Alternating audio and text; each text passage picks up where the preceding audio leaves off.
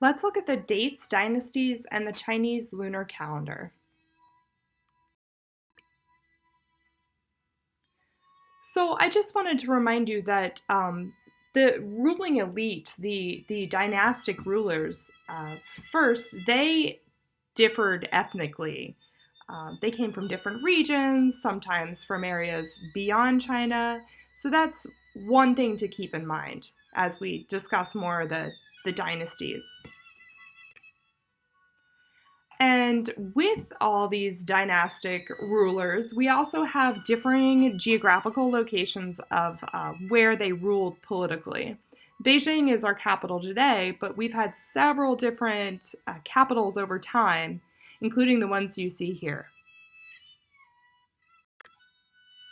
There are also very different major centers of population. Here we have Shanghai, which was once a humble fishing village, and now it's one of the most elite cities in the world. This book is intentionally called Art in China and not Chinese art, and that's because the artist wants to remind us all that we can't, while different aspects of Chinese art have unified principles, we're going to be looking at things that are different types, have very different dates, and different uses.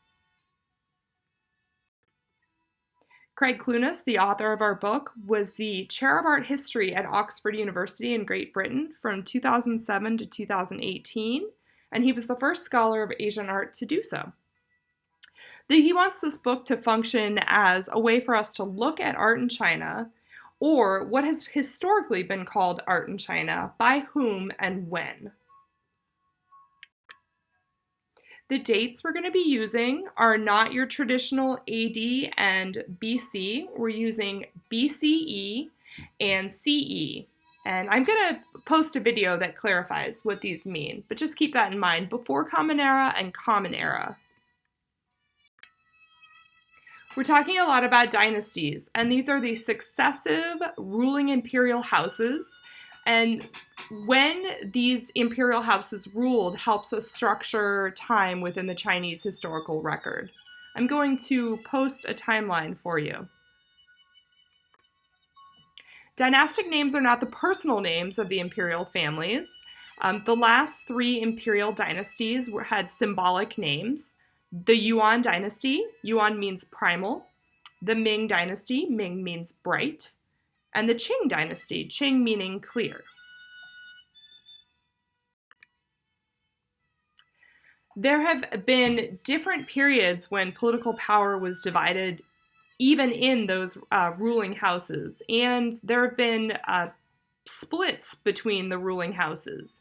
And this map's going to show you this. It's just some of the suggestions of times when it's a little bit messier than a timeline can easily let on. When you see several colored areas like that, that means there were rival ruling houses that were all in charge of their own regions at the same time. So you can imagine there would be very different art that would come out of those ruling, if there's court patrons paying artists to make art, it's going to be different in all of those areas, even for the same time period. An emperor's rule could contain a number of eras, and each of those would carry an auspicious name. Auspicious means good luck, and I posted an image of a Chinese lucky knot here. And to complete this section, I just want to point out that there's a lunar calendar. These eras that I just mentioned, they begin on a date in the lunar calendar, which is different than the Western calendar. And the lunar calendar is important and applicable to this class because a lot of pieces and culture we're going to learn about have to do with Chinese festivals that are all based on the lunar calendar. And I think you'll find that interesting. I'm going to post a better explanation about that as well. Thank you. So here's one example. This is a rain mark on a piece of ceramic pottery, and it states that this is the Zhuande era of the Great Ming dynasty. Zhuande means proclaiming virtue. It's the name of an era, but not the name of a person.